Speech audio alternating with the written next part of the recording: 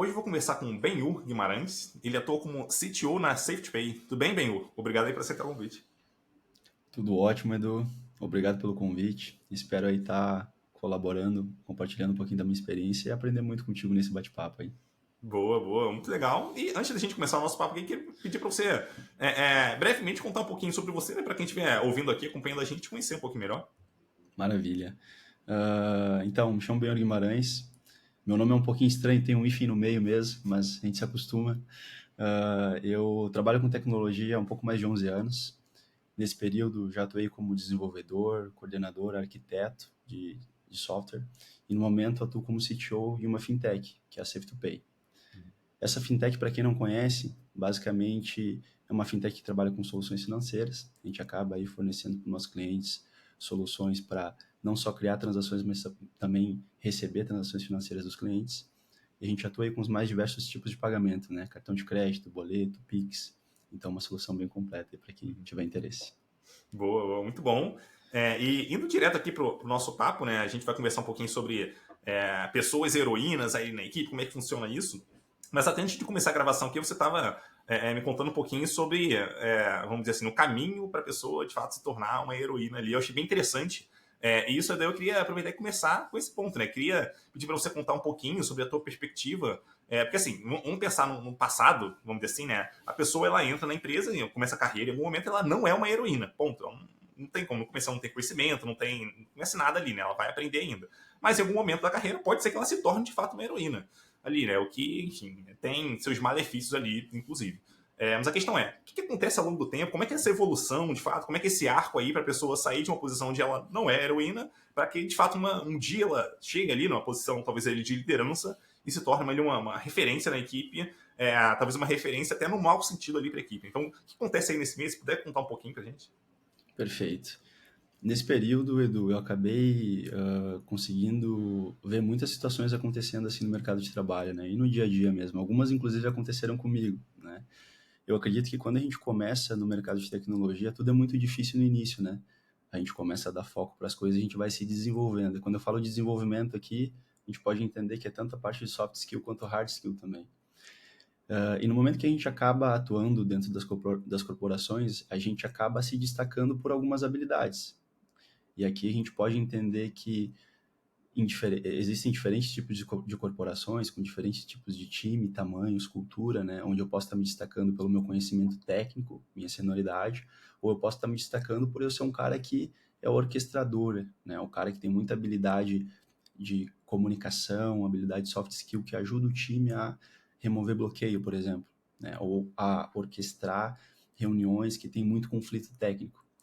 Então, ao longo da minha carreira, eu percebi que lá no início eu acabei me destacando por isso e me transformando uma referência para o time de forma orgânica, né? Eu não tive um selo de líder, eu acabei me transformando num líder naturalmente, pela visão do time.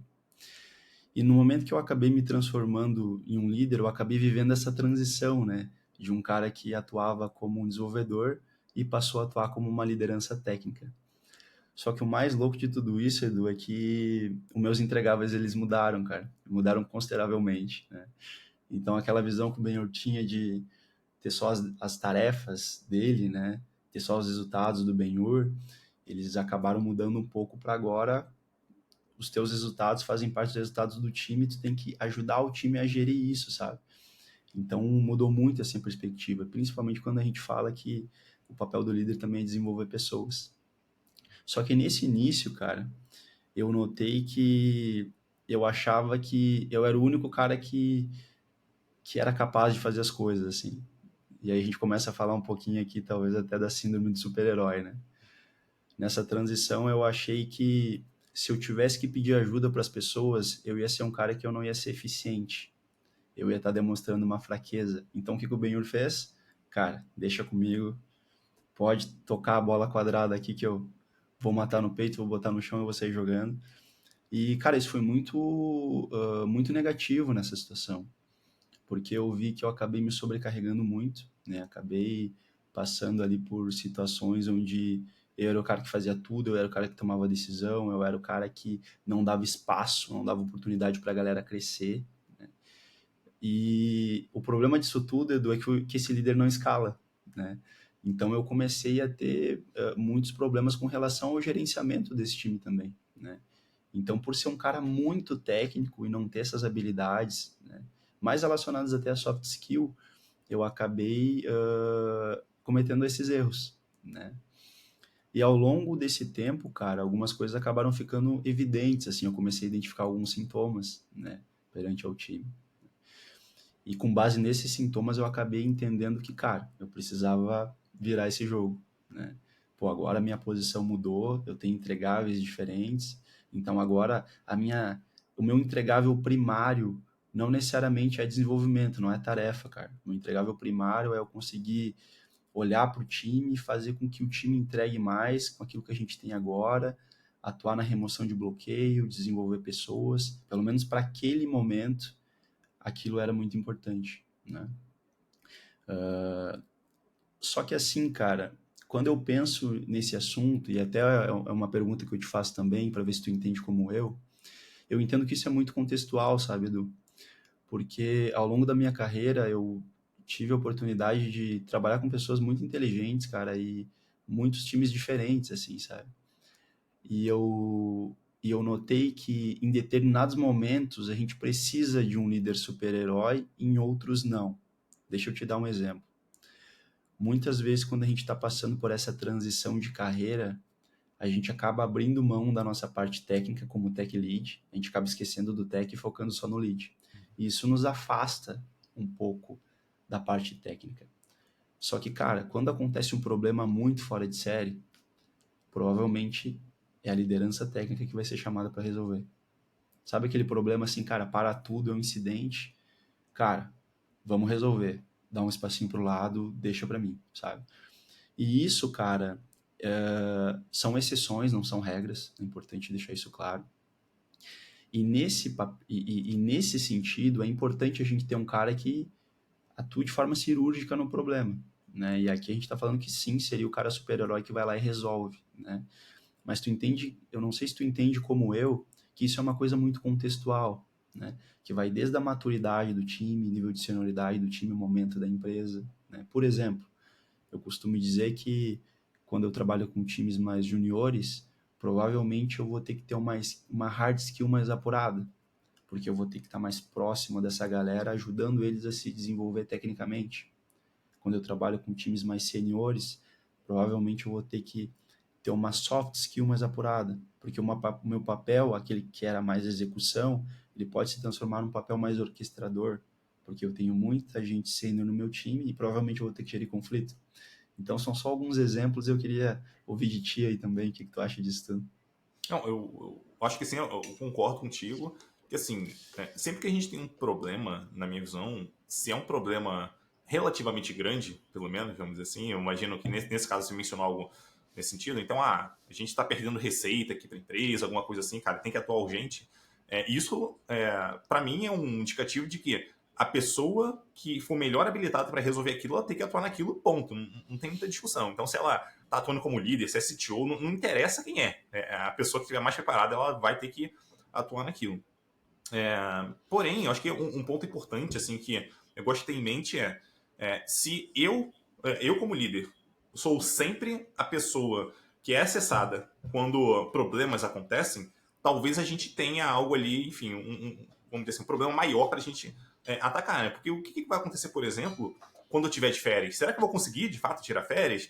Será que eu consigo, sei lá, me dedicar a alguma outra atividade sem ser chamado o tempo todo para resolver aquele tipo de tarefa? Então, é claro que isso é contextual. Então, acho que ao mesmo tempo que a gente, de fato, vai atuar em algo que a gente consegue resolver mais rápido que as pessoas, assumindo que o nível de gravidade daquilo é maior, faz sentido também, ao mesmo tempo, a gente ajudar as pessoas a se desenvolverem para que elas, vamos dizer assim, para que a gente seja menos dependente, para que a empresa e os times sejam menos dependentes de nós como líderes. Então, por exemplo, se eu consigo debugar mais rápido que as outras pessoas, cara, beleza. Qual conhecimento que eu tenho que essas pessoas não têm? Será que elas precisam aprender mais sobre o sistema e seja só uma questão de tempo para elas pegarem isso? Ou será que elas devem atuar em contextos um pouco diferentes ali para elas ganharem uma abrangência maior e entenderem melhor como resolver? Ou será que elas não conhecem tão bem as nossas ferramentas aqui, enfim, sei lá, que a gente usa no ambiente de produção para conseguir né, encontrar um problema, elas não conseguem acessar os logs direito, não tem acesso, talvez, ali. Né? O que a gente tem que mexer aqui ao longo do tempo para que as pessoas se sintam cada vez mais confortáveis de fato, atuar naquilo que, naquele momento, só eu, como talvez a pessoa com maior conhecimento ali, consegue lidar. Acho que esse é um ponto para a gente ter em mente aqui. E um outro ponto aqui que eu acho que vale muito a gente ter em mente, que assim, problemas vão acontecer, alguns problemas são mais graves do que outros, então nos que forem gravíssimos e a consequência for muito grande, obviamente, eu como a pessoa que tem maior conhecimento vou querer estar próximo, faz muito sentido isso, porém, talvez a gente possa até usar incidentes menores ou problemas menores ali para ir ajudando essas pessoas a se desenvolverem e crescerem ao longo da, enfim, ali do conhecimento dela no sistema. Porque talvez esse problema pequeno que aconteça seja o suficiente para ela ter contato com várias partes do sistema, com várias ferramentas que a gente usa e se tornando cada vez mais acostumada com aquilo, para que quando acontecer um problema grande, ela vai estar muito melhor preparada. Então, ao longo do tempo, eu acho que vale a gente usar pequenos incidentes para ajudar essas pessoas a se desenvolverem. E se não essas pessoas, pelo menos, sei lá, uma ou duas pessoas ali, né, que são mais sêniores, alguma coisa assim. Então, alguém além da gente, vamos colocar dessa forma, deveria estar sendo preparada ali para conseguir atuar naquilo e com o tempo essa pessoa também pode ir ajudando outras pessoas com aquilo. Talvez se tornar algo, vamos dizer assim, um treinamento que pode acontecer na empresa, tornar algo maior, mas dá para a gente usar pequenos incidentes ali, né, pequenos problemas que acontecem para passar isso para as pessoas, tá? Eu acho que uma forma até interessante, que depende um pouco de coragem para fazer isso, assim, aconteceu esse pequeno incidente, você percebe que, cara, a consequência que não é tão grande, dá pra gente segurar durante o tempo e gastar esse tempo como aprendizado, assim, fulano de tal, resolve aí, dá teu jeito para resolver. E no começo vai dar um desespero na pessoa, beleza. Esse desespero inicial faz parte. E a pessoa vai correr atrás, vai fazer perguntas, vai tirar as dúvidas que ela tiver que tirar, vai aprender sobre as ferramentas, vai pedir os acessos.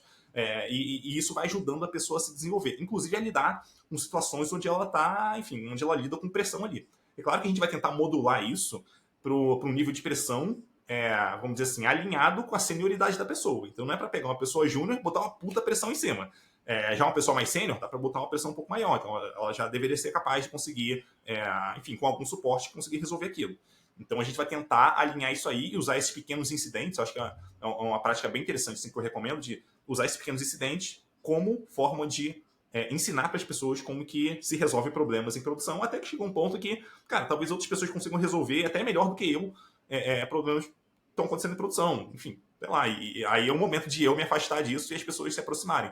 Mas durante um certo período de tempo ali, não sei, 6 meses, um ano, acho que depende muito do cenário, eu fui a pessoa, vamos dizer assim, que estava ali em cima resolvendo todos os principais incidentes da empresa. Acho que entender isso como, vamos dizer assim, algo que você corre atrás para você tornar esse heroísmo um não problema ao longo do tempo e não tentar resolver tudo de uma vez só. Então, acho que buscar aprendizado ali com as pessoas, dar espaço para que elas também resolvam as coisas sozinhas, dar esse suporte para elas, ensinar, criar documentação, não sei, fazer o que for necessário ali para que isso, vamos dizer assim, se desfaça ao longo do tempo. Mas, de fato, vai acontecer o que você comentou, né? Em algum momento eu, como pessoa que tem maior conhecimento ali naquele contexto, eu vou ter que atuar para resolver esse incidente. Então, não tem muito como fugir disso. Seria uma irresponsabilidade, na minha visão, a gente simplesmente falar, tipo, não, eu sou líder aqui, eu não quero mais ser o herói, então você que se vire. Pô, puto problema no ambiente de produção, cara. A gente tá perdendo dinheiro por causa disso. Então, a gente deveria dar o nosso melhor ali. E tu nota, né, do que... Acho que o que a gente tá falando aqui tem um ponto-chave aqui que é o contexto, né, cara? E é importante pro líder, né, ou pro cara que quer ser líder um dia, entender que quando a gente fala de liderança, a gente pode estar falando de 4 pilares aqui, né? Pessoas, tecnologia, negócio e processo. E esse cara vai ter que ter essa capacidade de navegar entre esses pilares. Em alguns momentos de forma mais técnica, em alguns momentos de forma mais pessoal, trabalhando com pessoas, em outros momentos de forma mais estratégica, né? Olhando para o negócio, em outro momento de forma mais gerencial, olhando para o processo, né? E teve uma coisa que tu falou ali que, cara, é uma coisa que eu gosto de compartilhar muito pra galera, né? Que se tu quer saber se tu é um bom líder, sai de férias. Se o teu time não precisar de ti, significa que tu tá no caminho certo. Porque eu acredito que isso vai muito de encontro ao que tu falou, assim, cara. A não centralizar questões relacionadas a permissionamento, a dar autonomia pro time, fazer com que você consiga desenvolver pessoas e essas pessoas ajudarem a outras pessoas a se desenvolver também, porque isso escala, cara. Agora, se a gente começar a trabalhar ali na exceção, né, que é aquele cara que centraliza, aquele líder, essa frase não é minha, mas eu já ouvi em algum lugar que fez muito sentido, que é aquele líder cirurgião, né? Tem toda uma sala ao redor do cara e o cara tá ali, me dá a ferramenta tal, me dá tal, e o cara fazendo a cirurgia. Eu acredito que o líder servidor, cara, é o líder que mais faz sentido no dia a dia, assim, pelo menos com base na minha experiência, né? Mas acredito que a gente conseguiu deixar claro a mensagem de que em alguns momentos que são momentos que são exceções, é importante, pode ser importante aí a atuação do líder de forma mais imediata, né? E quando a gente começa a falar de liderança, Edu, para mim eu sempre tento ver a liderança onde a perspectiva dela ela está relacionada muito ao liderado, ao líder e ao contexto. E esse contexto faz com que a gente consiga agir em cima dos problemas de forma contextual, né? E aqui tu trouxe algumas questões relacionadas aos entregáveis de uma liderança técnica. A gente está falando um pouquinho dessa transição também, né? Quando eu acabei fazendo essa transição e acabei notando que meus entregáveis mudaram, eu notei que eu acabei virando um papel muito mais de orquestração, sabe? E acabei participando de discussões mais alto níveis com os times, falando mais de arquitetura, né? Falando mais de processo e abrindo mão em alguns momentos da parte de execução, a parte de desenvolvimento em si, isso em uma oportunidade lá atrás. Só que em outras empresas eu acabei invertendo o papel, voltando mais para a parte técnica, atuando mais com a parte técnica no dia a dia, né? Desenvolvimento, DevOps, observabilidade, né? E, consequentemente, depois eu acabei me transformando num arquiteto de software dentro dessa organização. Então, aqui, por que eu estou falando isso? Né? Porque eu acredito que, dependendo da maturidade do time, tu não precisa mudar de empresa para mudar a tua posição de liderança dentro do time. Eu acredito que existem momentos, a gente pode considerar que uma startup ela trabalha completamente diferente de uma grande corporação. Né? Provavelmente a startup ela tem mais flexibilidade ali nos seus processos, né? Ela tem menos pessoas, faz com que a gente tenha mais de um papel, e para isso tem que ter um certo cuidado, né? Mas eu entendi que eu conseguiria mudar o meu papel dentro da minha organização, de forma contextual, sempre com base em feedback, com base em acordo, com base em alinhamento de expectativa também, seja com liderados ou com meu líder, né? Mas eu queria ouvir de ti também, o que tu acha sobre essa questão de que a gente consegue, dentro da nossa organização, acabar mudando de papel dentro da liderança, né? Não significa que hoje a gente está atuando como um líder que está mais voltado para soft skill, que amanhã a gente não precisa atuar como um líder que está mais focado em hard skill, né? Total. Inclusive, essa é uma recomendação que eu dou para quem pensa em se tornar tech lead, engineering manager, seja lá a posição de liderança que a pessoa queira alcançar. Assim, ela pode começar muito bem liderando iniciativas dentro da própria equipe. Foi assim que eu comecei lá atrás. Então, no começo da minha carreira, eu já liderei algumas iniciativas ali, relativamente pequenas, é claro, né, alinhadas muito com a minha senioridade na época, mas eram iniciativas que eu estava liderando. Então, ela pode pegar uma melhoria para fazer, pode, putz, a gente não tem, talvez, a gente não tem logs em produção aqui, pô, bom se a gente puder ter, cara, sei lá, tem alguma ferramenta que você consiga usar ali, que você consiga trazer, talvez até de graça no começo, enfim, para o time entender como é que funciona, talvez você consiga trazer isso para o time, e isso é super benéfico. Então, acho que vale você buscar essas oportunidades, você liderar alguma iniciativa antes de você talvez pensar em liderar uma equipe ou uma grande iniciativa. Cara, começa algo pequeno dentro da equipe ali onde você está e naturalmente você vai ser reconhecido ao longo do tempo, né? Pelo menos essa é a expectativa. Se for uma empresa minimamente saudável, é isso que deve acontecer, né? As pessoas vão perceber que você está se esforçando ali, que você está trazendo melhorias para a equipe e você vai ser reconhecido por isso, tá? Então, na minha visão, isso deveria acontecer. E teve um negócio que você comentou, bem, que eu achei bem interessante, foi bem no começo lá, eu tô com isso na cabeça até agora, porque assim, quando a gente vai crescendo na carreira, a gente vai aprendendo ali, se desenvolvendo, a gente naturalmente vai ganhando mais habilidade, vai aprendendo a resolver problemas de uma forma cada vez melhor, a gente vai se destacando em algum grau, tanto é que a gente vai sendo promovido e tal, e em algum momento a gente vai ser ali, muito provavelmente, a pessoa que tem maior conhecimento da equipe que a gente está. E é muito comum a gente ver, né, quando esse tipo de situação acontece, a pessoa sendo promovida para uma posição de liderança. E o que acontece é que essa pessoa ainda não entendeu que na posição de liderança as coisas mudam, né? Então você falou ali sobre as diferentes responsabilidades e tal.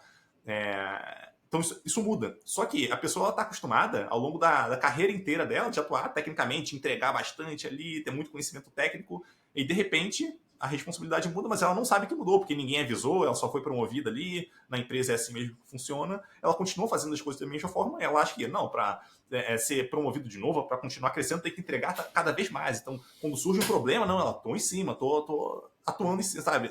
Ela tende a ocupar cada vez mais espaço isso acaba tornando essa pessoa heroína ao longo do tempo, né? Então, eu acho que esse é um negócio para a gente até pensar como líderes nas empresas, se a gente de fato está estimulando com que esse tipo de coisa aconteça. Porque se a gente promove a pessoa somente porque ela é a pessoa que mais entrega na equipe, muito provavelmente a gente está sem intenção, tá? A gente não é intencional isso, mas sem intenção a gente está criando uma cultura onde heróis são bem-vindos ali e que naturalmente vão acabar causando problemas ali. Porque assim, enquanto essa pessoa heroína está super disponível ali no dia a dia, cara, é sensacional, as coisas funcionam muito bem. Quer dizer, tem seus problemas, mas no geral funcionam bem.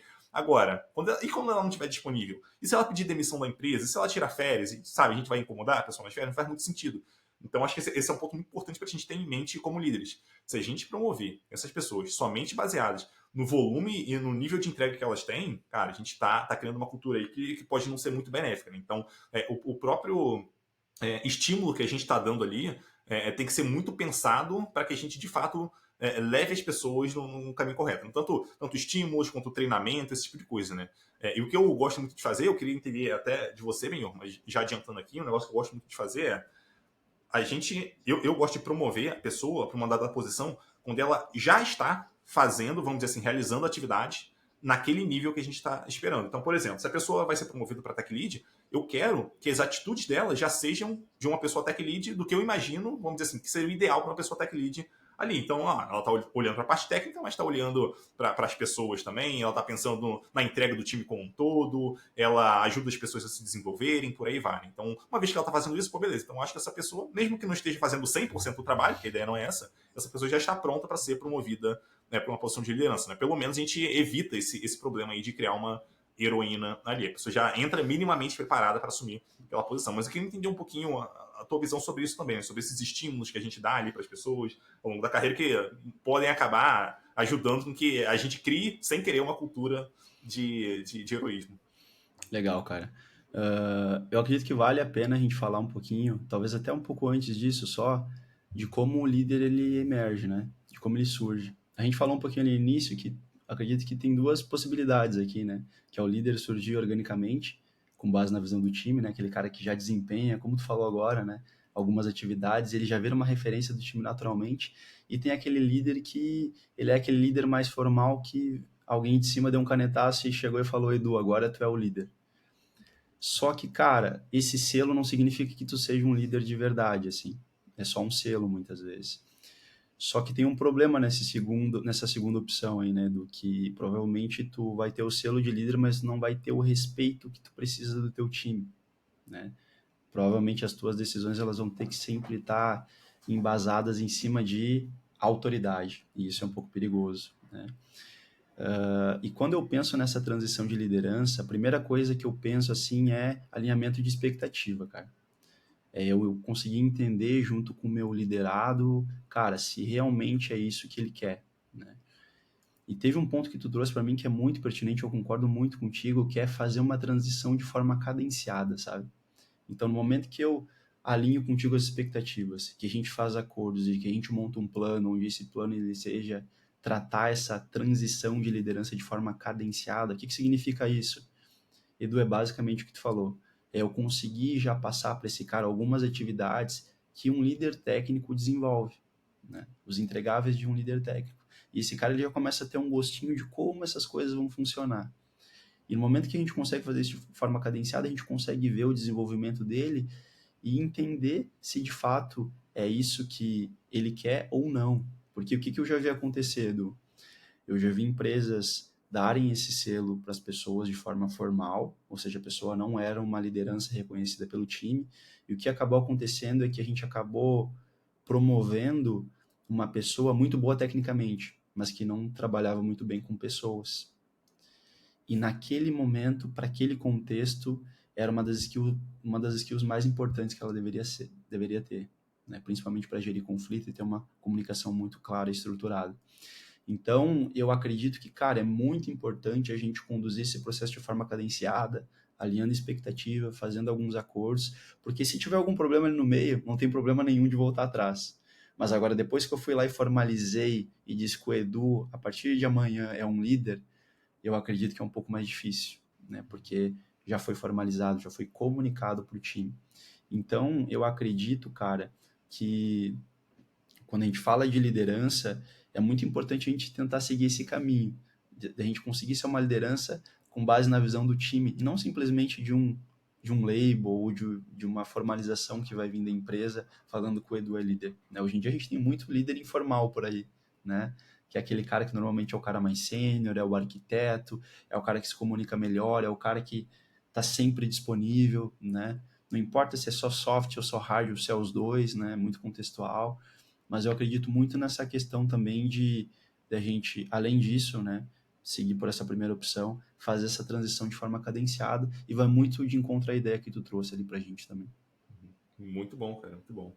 E um outro ponto que eu queria entender, assim, a tua visão é o seguinte: quando a gente tá ali, eu tô atuando, vamos dizer que eu tô atuando como líder e que eu não sou o herói aqui nesse caso, mas tem uma pessoa ali na minha equipe que é muito boa tecnicamente, enfim, vamos assumir aqui, e que ela tá atuando muito como heroína naquele contexto ali, né? Então, todo problema que surge é ela que pega, todo, enfim, ela, sei lá, entrega 70% das tarefas do time, alguma coisa assim. E assim, a gente entendendo que existem problemas quando a gente tem quando a gente tem uma pessoa heroína ali, a gente, pô, não, quero resolver isso aqui, quero que ela não seja mais a heroína. Porém, se a gente somente chega pra pessoa e fala assim pra ela, olha só, você tá atuando como heroína aqui e eu quero que você, cara, não seja mais a heroína do time. De alguma forma, vamos dizer que a gente tem uma abordagem com a pessoa. Se a gente faz um negócio desse, existe um certo risco até da gente estar sinalizando para as outras pessoas que estão no entorno de, olha só, se você se dedicar aqui, se você correr atrás, se você for uma pessoa boa tecnicamente, a gente vai te tolir de alguma forma. A gente não quer pessoas assim. A gente pode estar passando essa mensagem ali, pessoal da equipe. Então, eu queria entender um pouquinho do teu ponto de vista. Então, assumindo que a gente está liderando uma pessoa que está agindo como heroína ali na equipe, como é que a gente consegue, da melhor forma possível, contornar esse problema ali e não precisar, talvez, de uma heroína ali da equipe ou colocar ela para atuar de uma forma? Enfim, como é que a gente consegue contornar uma situação dessa? Perfeito. Eu costumo dizer do que a gente só consegue melhorar aquilo que a gente consegue medir, né? Então, para mim, os dados nesse momento eles são muito importantes, porque é o que vai fundamentar, né, o meu comunicado, a forma como eu me comunico com esse liderado. Então, quando eu vejo uma situação dessa, eu primeiro sempre tento entender o contexto que ele está inserido, né? Porque por muitas vezes ele, como a gente falou, né, ele fazer esse papel em um curto espaço de tempo, que é uma exceção, faz sentido, mas ele continuar mantendo isso dessa forma pode trazer problemas para o time. Então, eu sempre tento ter uma conversa com essa pessoa, mostrando os números e principalmente indicando para ele o contexto que ele está e o que ele precisa para aquele momento. Porque, como a gente falou, se eu, por exemplo, eu estou num time mais júnior, provavelmente eu posso atuar mais de uma forma, mas se eu estou num time mais sênior, o entregável vai mudar. Então, aqui volta de novo aquela questão da gente ter um alinhamento de expectativa muito grande, cara. Eu sentar contigo e eu te dizer, né? O que eu espero realmente de ti, o que eu espero como um entregável da tua parte, em qual momento tu tá, né? Em qual time tu tá inserido, e principalmente olhando por perfil das pessoas que estão ao nosso redor, né? Por exemplo, eu posso considerar aqui que o Edu é um cara mais analítico, né? O Benhur é um cara mais executor. Cara, são perfis completamente diferentes.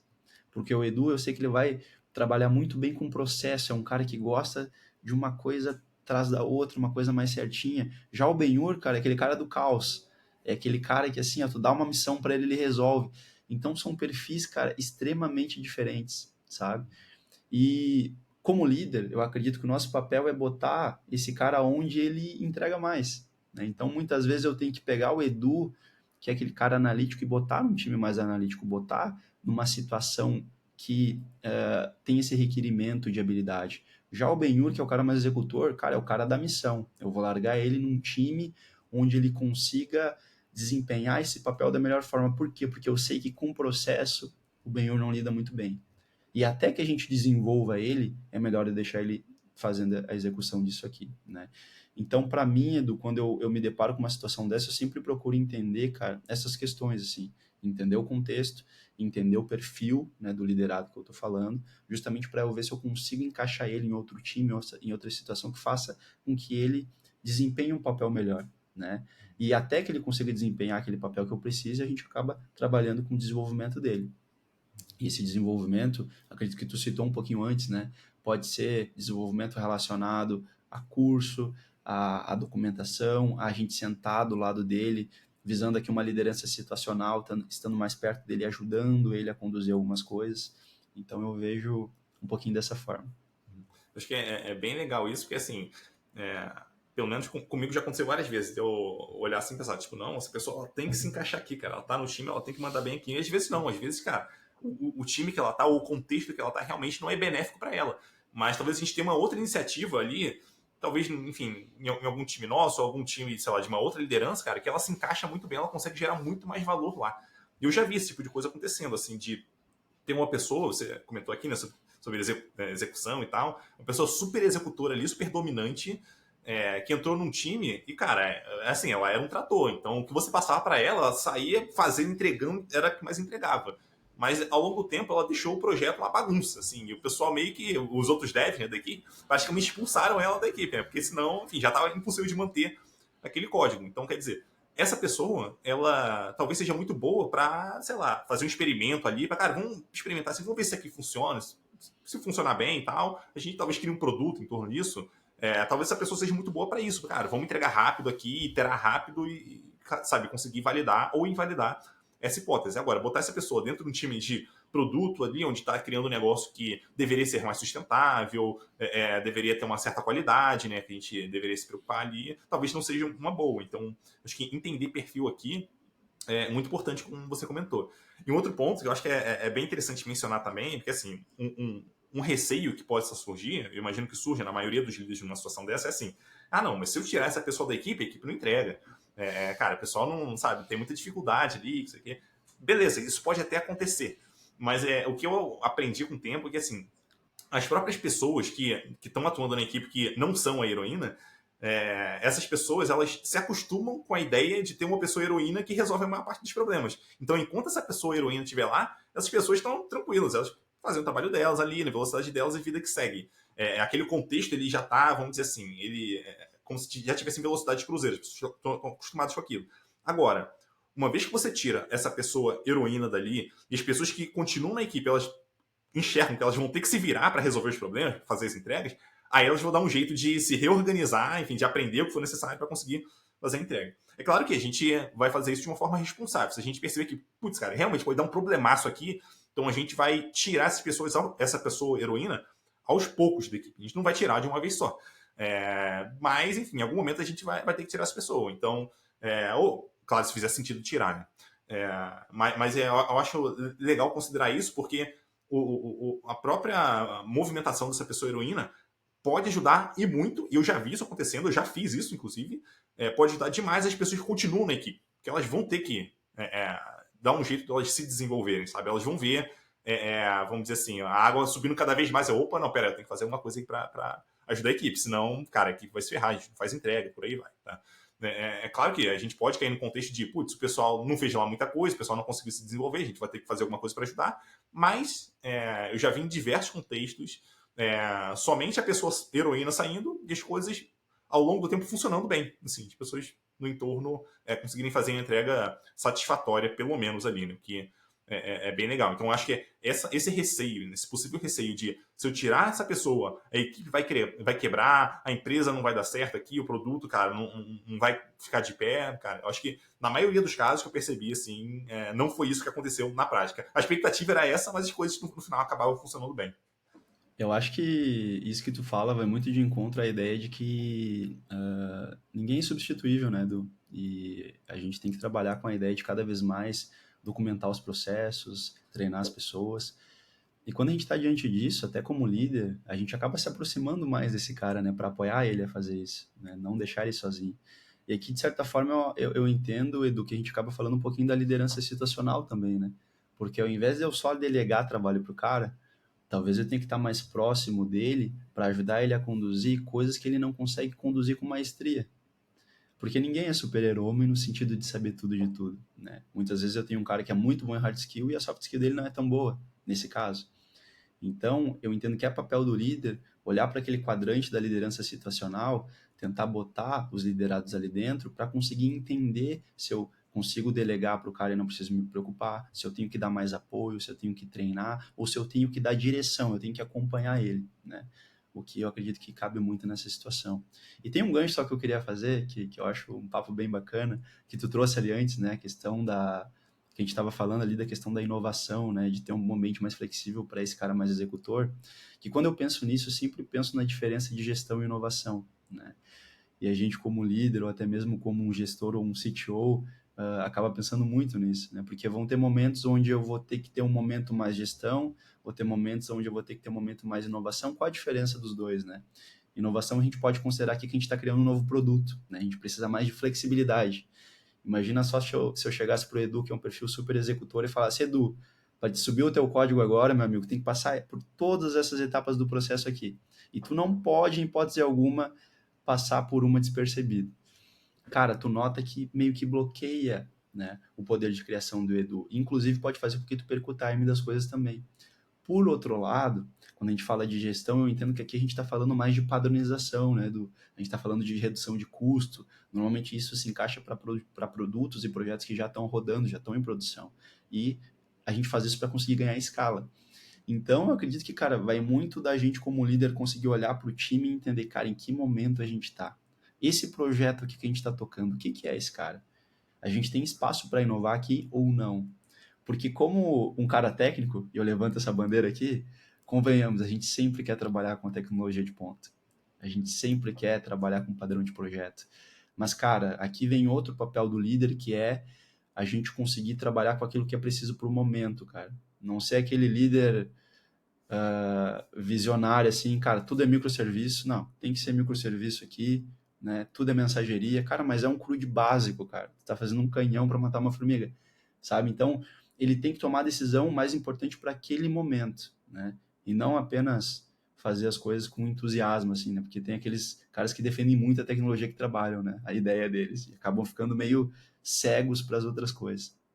Então, eu acredito muito nessa questão, cara, de que quando a gente trabalha gestão e inovação, a gente, como líder, consiga entender o momento e atuar de forma mais assertiva nesses momentos. E aqui a gente acaba falando um pouquinho da diferença entre bagunça e desordem. Desordem, basicamente, é quando eu tenho um lugar definido para a coisa e a coisa não está naquele lugar que deveria estar. Por outro lado, a bagunça, cara, se transforma em um caos total porque eu não tenho lugar definido para aquela coisa. Então, qualquer lugar serve. E quando a gente costuma olhar para os times, a gente costuma olhar com esse olhar para entender em que momento o time está. Ele está num momento de desordem ou de bagunça? Porque de nada adianta eu tentar organizar o time se eu não tenho lugar definido para as coisas, né? Então, esse conceito de bagunça e desordem, eu entendo que está muito relacionado à ideia de gestão e inovação, né? Complementando um pouquinho o que tu falou antes ali. E você comentou, né, ainda há pouco sobre essa questão ali de pô, a gente talvez queira criar algo com microserviços e tal, papapá, e para aquele momento, né, o que o momento pede. Eu até costumo dizer um negócio um pouquinho polêmico, talvez um pouco incisivo, que é assim, esse para mim é um grande indicador de senioridade da pessoa. E se a pessoa está pensando em criar uma arquitetura mirabolante, tal, um canhão para matar uma formiga, provavelmente ela ainda não é tão sênior quanto ela pensa que é, ou talvez quanto a posição exige que ela seja. Então ela acho que assim, como profissionais, a gente tá nas empresas para a gente conseguir, empresas ou projetos que a gente participa, para a gente criar soluções adequadas para resolver o problema que a gente está se propondo. Então, a arquitetura ela tem que ser adequada para resolver aquele problema. Se eu consigo, por exemplo, cara, eu vou comprar aqui, eu pagar por um host compartilhado R$ 20 por mês para a gente subir uma aplicaçãozinha, uma API para fazer tal coisa aqui. Só vai bater no banco de dados, guardar isso aqui, um formulário. Cara, excelente. Tá bom. Ou talvez até pegue um formulário pegar um serviço de formulário aqui, cara, que pode ser de graça, ou você vai pagar só para tirar a marca ali dele, alguma coisa assim, sabe? Então, você vai pensar na solução mais adequada para resolver o problema. E existem problemas que são mais complexos, realmente. Então, ele vai exigir soluções mais complexas. Talvez você vai precisar, cara, pensar muito na escala, então vai ter que escalar uma parte separada da outra, e microserviço pode começar a fazer sentido, talvez a disponibilidade precise ser mais alta, porque é um serviço mais crítico e tal, então a coisa vai se tornando mais complexa, mas é a partir da necessidade de negócio que você vai criando sua solução. E você conseguir perceber isso indica o nível de senioridade que você tem. Porque se você olha somente para a tecnologia, cara, você vai querer, de fato, olhar, não, peraí, vamos fazer um negócio perfeito aqui, 99% de cobertura de teste, vou botar monitoramento em tudo, vou botar logs em tudo, cara, microserviços, cara, talvez não precise. Talvez algo muito, muito simples já seja suficiente. Talvez você consiga pagar um serviço R$10 por mês para resolver aquele problema. Então, é muito importante para mim a pessoa conseguir, ao longo da carreira, enxergar isso. Especialmente quem atua na parte técnica. Porque quem atua mais na parte de negócio é uma pessoa que já está acostumada a ter esse tipo de visão. Mas quem atua na parte técnica é uma pessoa que, ao longo da carreira inteira, se preocupou em aprender conceitos técnicos e ela acha que é só aplicar aqueles conceitos para resolver um problema ali e tá tudo certo. Tipo, não, tem a parte de negócio que ela também está envolvida. Então, para você que está ouvindo aí a gente como líder, talvez, enfim, você está ajudando ali seus liderados, ajude também esses liderados a entenderem o impacto das decisões de tecnologia que eles têm no negócio, que isso, de fato, faz toda a diferença, para você ter um custo menor, um custo pelo menos condizente ali com o que é necessário para o momento, até talvez entender que, cara, para atingir esse nível aqui de serviço que a gente está buscando para o negócio, cara, eu não sei se vale a pena a gente pagar esse tanto. Então, vamos diminuir aqui um pouco a nossa expectativa do lado do negócio para a gente, enfim, pagar algo que a gente acha que faz mais sentido, sabe? Então, acho que fazer essa junção ali de tecnologia com negócio também faz toda a diferença. Mas eu pensei muito nisso quando você mencionou ali, nessa questão de senioridade e tal. Então, eu gosto muito de fazer esse link. É uma coisa que faz muito sentido, né, Dewey? Para mim, esse tá dentro de um dos maiores entregáveis, assim, do Tech Lead, né? Que, cara, é se preocupar genuinamente com o negócio. Não é aquela coisa assim, né? Tá, me diz o que eu tenho que fazer, priorize para mim. Tá, me dá o requisito. Não, mas olha só, o requisito tá errado. Cara, não é bem isso, sabe? É uma coisa assim de tentar entender genuinamente o negócio e apoiar o negócio. E aqui a gente fala um pouquinho das organizações, né? Do que muitas vezes a gente tem uma área de produto e desconecta da área de tecnologia e eu já vi isso dar muito problema, sabe? Duas ilhas muito distantes. E aqui a gente pode até começar a falar de team topologies também, né? Que são topologias de time que façam que a gente consiga moldar os times mais para a nossa necessidade, trabalhando com Streamline Teams, plataforma, subsistema complexos. Mas para mim, cara, isso que tu trouxe é fundamental hoje em dia, né? Porque o Tech Lead, para mim, ele é o cara que ele deve estar junto com o negócio, apoiando o negócio muito nesse sentido.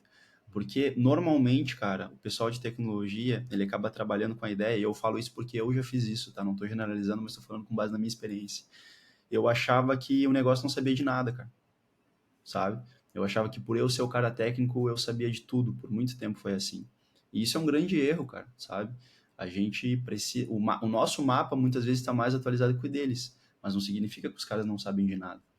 E por às vezes, a gente ter esse tipo de pensamento, a gente acaba cometendo o erro de não se preocupar genuinamente com o negócio ao ponto de, cara, sentar do lado, tentar remover o bloqueio. Cara, vamos fazer um discovery aqui sobre isso, vamos entender um pouco melhor, deixa eu te dar a minha visão, sabe? Então, eu vi muitas vezes em algumas empresas por onde eu passei, e até apoiando alguns colegas, que por ter áreas muito desconexas, ficava aquela briga, né? Aquele empurra entre negócio e tecnologia. Bom, eu te entreguei o requisito, tu não entendeu o requisito, mas o requisito estava errado, mas faltou um cenário, mas não sei o quê. E, cara, né, vamos combinar. Se a gente não entregar alguma coisa no fim do dia, são as duas áreas que vão ser penalizadas, cara. Muitas vezes o cycle time do negócio é nosso, o lead time do negócio é nosso, sabe? Então, eu concordo muito com isso que tu falou, e acho importante a gente olhar para estruturas de times diferentes também, que o Team Topology traz muito isso pra gente, né? Porque muitas vezes a gente, como tu falou, aí tu trouxe, aí eu fazendo um gancho que tu trouxe antes, eu não posso querer encaixar uma pessoa que é muito hard skill, por exemplo, em um Streamline Team, talvez. Porque esse cara, ele precisa ter mais contato com o time de negócio, e talvez ele não tenha essa skill. E a gente só consegue entregar aquilo que a gente tem. Se a gente forçar uma barra com o cara ali, pode ser que dê problema, né? Então esse cara talvez ele esteja mais perto de um time de plataforma, né? Então aqui a gente já começa a pensar em outras possibilidades para conseguir minimizar esses problemas que a gente tem no dia a dia relacionados ao negócio, né? Que para mim, time de tecnologia e time de produto barra negócio, eles devem ser um time, cara. Eles não têm que estar separados. Para mim é uma coisa só. O que tu acha Total. disso? Não, para mim é assim, são duas faces da mesma moeda. Por um acaso são pessoas que têm habilidades diferentes, mas no fim das contas, esse time como um todo, ou ele vai gerar resultado, ou ele não vai gerar resultado, ponto. E a questão é, se a gente errou na tecnologia, ou se a gente errou do lado do negócio, sei lá, na priorização, uma coisa assim, cara, tanto faz. É uma falha que a gente teve. Então, é, a gente precisa combinar o melhor formato possível de trabalho. Acho que não à toa surgiu lá no começo da agilidade, já surgiu essa ideia de tecnologia ou engenharia, vamos colocar assim, trabalhar próximo do negócio. Porque, cara, são pessoas que fazem trabalhos ali que em conjunto elas conseguem entregar um resultado melhor. Porque se uma somente demanda da outra, cara, você perde muita conexão de uma coisa com a outra. Quem olha para a tecnologia vai olhar só para a tecnologia e, cara, sem muita conexão com o negócio. E quem olha para o negócio pensa, cara, não, tecnologia, cara, é só um meio de gente gerar resultado. E não é assim, a ideia é a gente, cara, vamos colocar todo mundo junto ali para a gente tomar boas decisões, né? Até lá no XP, né, no Extreme Programming, é falado de, cara, vamos sentar com o cliente para a gente decidir junto com o cliente. Claro que o cliente aqui ele pode assumir várias facetas aqui, né? Pode ser um stakeholder, pode ser um cliente da empresa de fato, pode ser uma pessoa product manager. Mas quanto mais próximo da pessoa que usa, que vai usar, que vai ser beneficiada daquele software, acho que é essa a ideia, né? Quanto mais próximo, melhor. Então, para mim faz todo sentido tá muito próximo um do outro. E um outro ponto que eu queria entender aqui de você também é o seguinte, Benhur. Assim, pessoas heroínas, normalmente, são aquelas pessoas que, pô, entregam resultados acima da média ali e tal, tão até muito além, né, das pessoas que estão ali na equipe, se dedicam mais, por aí vai. Mas a questão é, como que a gente faz para diferenciar uma pessoa que, de fato, está se dedicando e está entregando resultados acima da média de uma pessoa heroína? Porque, assim, o que eu quero dizer com isso? Porque se a gente pegar uma pessoa que está fazendo resultados acima da média e a gente, de alguma forma, querer, não, peraí, vamos modular aqui e tal, talvez isso não seja o melhor caminho. Talvez aquela pessoa realmente, pô, ela é muito boa aqui e a gente consegue tirar o melhor proveito disso. A pessoa não está, talvez, se matando, mas, cara, para ela, aquilo tudo faz sentido, sabe? Então, como é que a gente consegue diferenciar, assim, o esforço que a pessoa está tendo de, talvez, uma pessoa heroína ali que é algo que a gente não quer estimular que exista ali na empresa? Eu acredito, Edu, que as métricas nesse sentido ajudam muito, né? Principalmente quando a gente começa a falar de engenharia de software, existem algumas métricas que elas fornecem para a gente insights muito valiosos, assim, com relação às entregas. Quando a gente fala de tecnologia, é claro que a gente tem que considerar mais uma vez que existe o contexto, né? E ele é importante, porque as entregas elas envolvem diferentes níveis de complexidade, quem faz elas tem diferentes níveis de complexidade, quem faz elas tem diferentes níveis de senioridade, muitas vezes tem o contexto do dia a dia, mas quando a gente olha para números que, por exemplo, o Dora Metrics nos entrega, a gente começa a entender alguns comportamentos. E quando a gente junta a Dora Metrics com outras métricas auxiliares, com relação a número de entrega, esforço, a gente começa a entender alguns sintomas e a gente precisa entender se esses sintomas são doenças ou não. E aí conseguir distinguir se de fato é um desempenho que está muito acima da média, né? Ou se de fato esse desempenho ele está começando a se transformar em algo ruim para o time. Eu costumo muito trabalhar com feedback 360, cara, sabe? Eu acredito que estar muito próximo do time, sabe aquela ideia de parar de ser tarefeiro, assim, todo mundo tá tocando essa tarefa, cara, dá um passo para trás, assim, cara, deixa eu olhar para o meu lado, para minha frente, deixa eu conversar com as pessoas para entender como que isso está acontecendo, entender se esse número aqui está refletindo a realidade, né, se não tem algo maquiado aqui no meio, e aí sim, com base em indicadores, com base em métricas e com base em feedback, tomar uma decisão, sabe? Mas eu acredito que esse diagnóstico, ele acaba sendo muito importante para a gente tomar a decisão mais correta, né? Porque como tu falou, saber diferenciar isso no dia a dia com base em subjetividade, cara, é muito complicado, sabe? Eu olhar pro Edu e falar assim, Edu, eu acredito que tu tá performando demais. Ou Edu, eu acredito que tu tá sendo super-herói. Primeira pergunta que tu vai fazer, Edu, pra mim é com base em que tu tá me falando isso? Então, assim, um líder, cara, e aqui talvez outra lição, né? Ele não pode trabalhar com subjetividade, cara. Ele tem que trabalhar com dado. Ele tem que ter uma opinião muito fundamentada. Se ele não tem o dado, é melhor não falar nada, cara. É melhor trabalhar no diagnóstico para conseguir ser assertivo, porque eu acredito que esse tipo de conversa ela pode levar para um caminho que pode ser muito ruim se tu não tiver isso. Tu perde credibilidade. Pô, imagina só, o Edu me chamou para conversar e tá falando aqui que acha que eu faço tal coisa, né? Então, eu acredito que é uma mistura, assim, Edu, falando de forma mais resumida aqui, né? Eu acredito que se a gente conseguir ter indicadores, métricas que ajudam a entender o desempenho do time, alinhado com uma cultura de feedback 360, não só de líder e liderado, mas entre os liderados, a gente consegue entender esses sintomas e trabalhar nessas doenças, caso elas existam, muito rápido. Total. E no fim das contas a gente está falando ali de, sei lá, uma potencial promoção ou um potencial feedback para a pessoa. Então, se a gente não tiver fundamentado, cara, a gente pode estar arrumando um problemaço ali.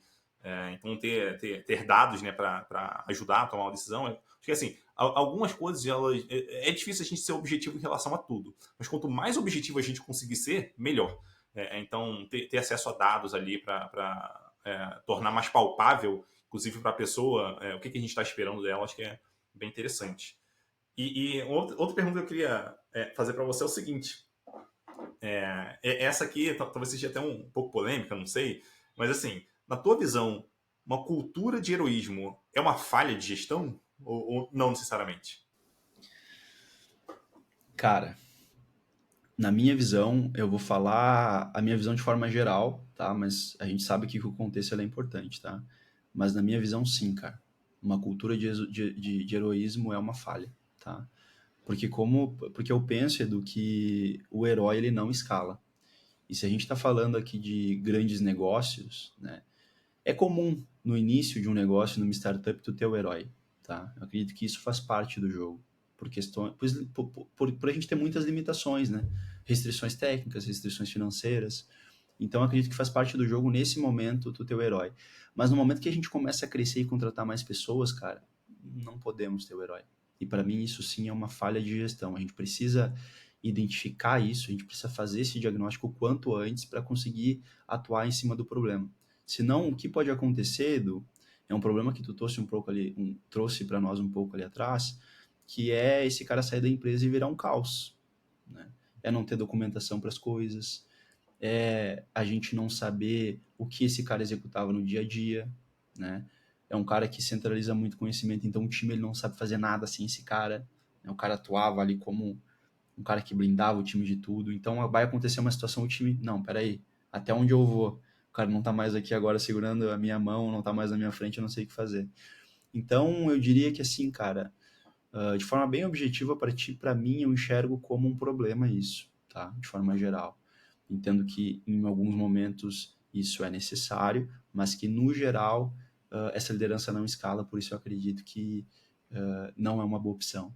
Né? Prefiro Sim. muito mais a liderança servidora do que o herói, né? Por padrão ali, para mim faz todo sentido. E assim, né? Aquela coisa.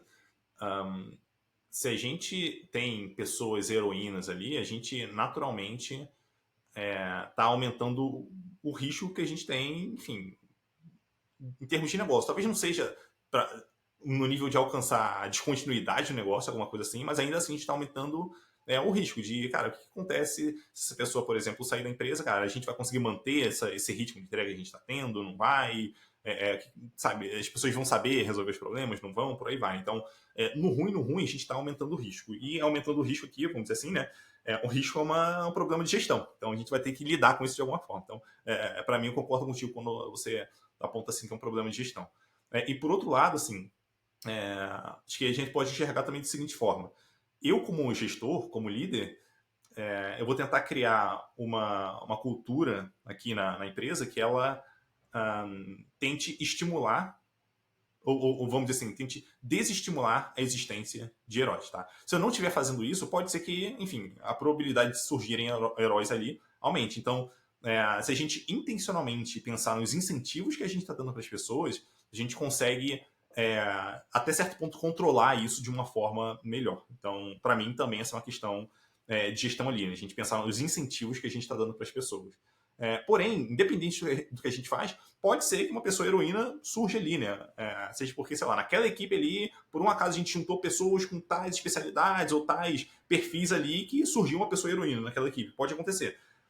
Nesse caso, a questão é, como gestor, ok, aconteceu, a questão é, o que eu vou fazer daqui para frente? Como que a gente vai lidar com isso? A gente vai ter que fazer alguma movimentação, a gente vai ter que dar algum treinamento, a gente vai ter que dar alguma responsabilidade nova para essa pessoa, eu não sei.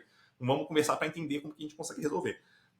Eu até costumo dizer que, no fim das contas, a gente consegue resumir praticamente qualquer problema que acontece na empresa a um problema de gestão. Cara, acontece esse problema, beleza, vamos lidar com isso agora. Por mais que a gente não controle tudo, a questão é a gente consegue fazer alguma coisa a partir do momento que a gente identificou que aquilo é um problema. Então, naquele instante se tornou um problema de gestão novamente. Né? Então, de novo, aqui só para dar uma resumida no que eu falei, a gente tentar não estimular que a gente crie pessoas heroínas, ou que a gente não crie uma cultura de heroísmo, mas se por um acaso acontecer ali, de putz, por descuido, sei lá, a gente não viu, pô, beleza, a gente precisa atuar em relação a isso daqui para frente.